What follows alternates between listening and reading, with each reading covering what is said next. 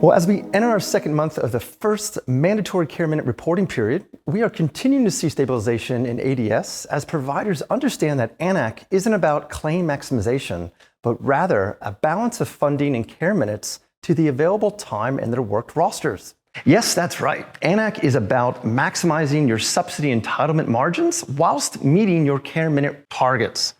Now, October saw a modest gains of 23 cents posted by the industry, with the regional facility classes being retreated slightly due to a higher rate of new classifications from their admissions bump up. Now, total claiming activity picked back up with the continued occupancy gains experienced across the sector. Again, the regional facility types jumping nearly 1.5% due to stronger admissions across the regions over the last month.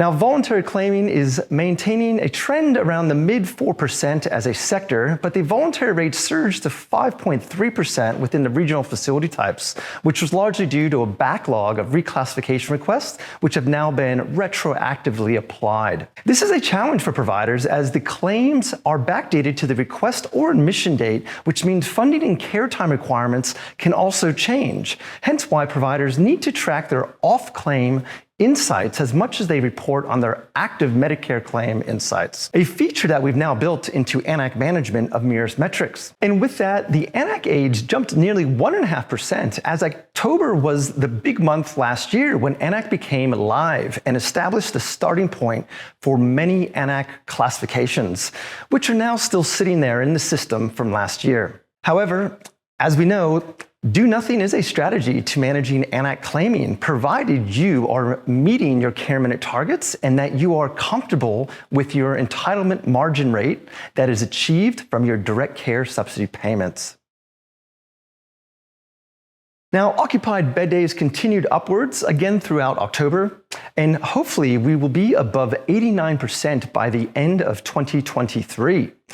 Important consideration for providers is that as facilities increase their occupancy levels, the more consumers at the service will absorb more of those total available care minutes within your budgeted rosters being worked. So as we are now in the first mandated care minute quarter for reporting, keep an eye on those daily worked minutes against your case mix requirements. If you can't see those figures daily, please reach out to us and we have the tools to provide this to you. Short-term stay admissions had a bump up this month and broke the 25% mark, which notes there has been an uptake in higher acuity consumers entering services. Now, after a strong September period with new permanent admission intakes, they were down about 23% from the previous month, and that also played out with a reduction in respite bed days. And the profile of a residential admission is a slightly younger 85-year-old consumer.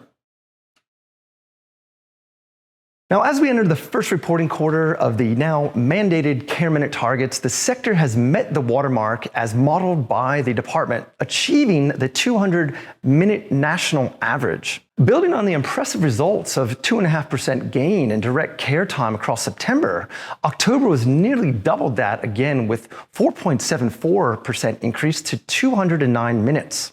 Now, whilst this is an average, it is important to note that each facility will have its own care minute targets determined by the unique profile of residents within that service. As of the last QFR report, we noted that 81% of facilities were still short of their care minute targets. It will be interesting to see how this next quarter results will pan out.